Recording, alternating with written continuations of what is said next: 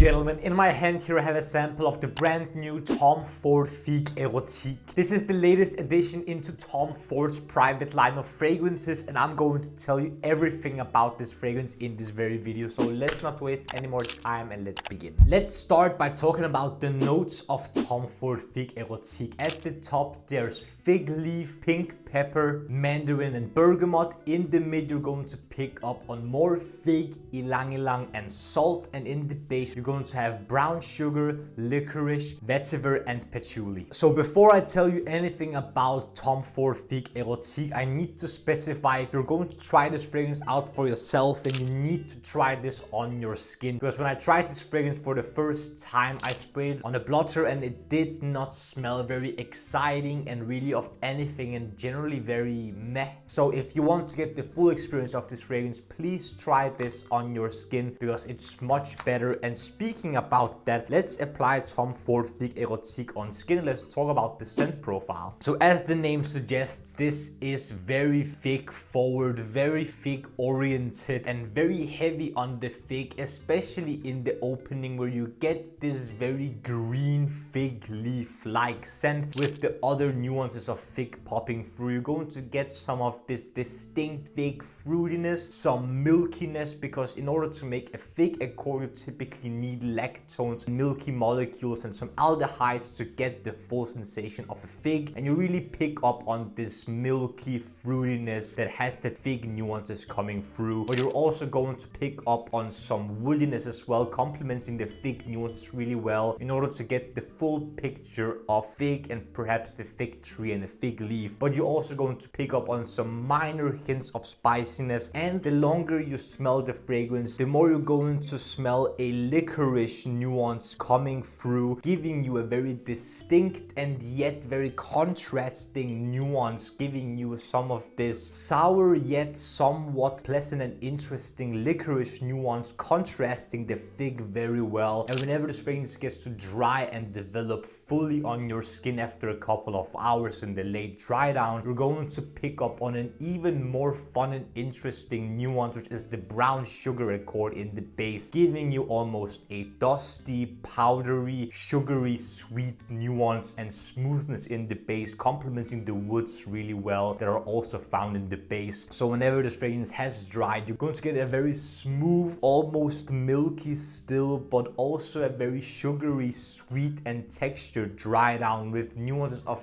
fig still being there to make sure that you still smell the fig with some woody and sweet nuances here. This is a very fun and unique way of making a fig fragrance, because typically fig fragrances are very one-dimensional, but I've never smelled another fragrance that smells quite like this, giving you a licorice and brown sugar nuance and contrast to the very milky, woody, green, fruity fig scent. So this is by far nothing that I could compare any other Tom Ford fragrance to, even though I think if you love fig in fragrances you will also enjoy this one, and if you don't like fig in fragrances you will also not enjoy this one at all. But I still think it is worth a try, because for some reason, even though Tom Ford has not made anything like this before, it still somehow smells like a Tom Ford fragrance. It has that Tom Ford DNA, giving you lots of depth, darkness and smoothness somehow. Might be from the ylang ylang nuances that I really don't pick up on, but it might be a part of that Tom Ford DNA that I resemble this one with the Tom Ford Private Blend collection. But let's look at the caveat here, which is the performance. The reason I say the caveat here is the performance is because of the very high price tag that this carries. On my skin nonetheless, the performance has been very interesting, with Tom Ford Figue Érotique lasting around 8 to 10 hours, with projection being moderate for around half an hour to an hour max, with maybe the first half an hour giving you a scent bubble that you can pick up on, which then quickly dries to a mild skin scent. Even though this is very dense, very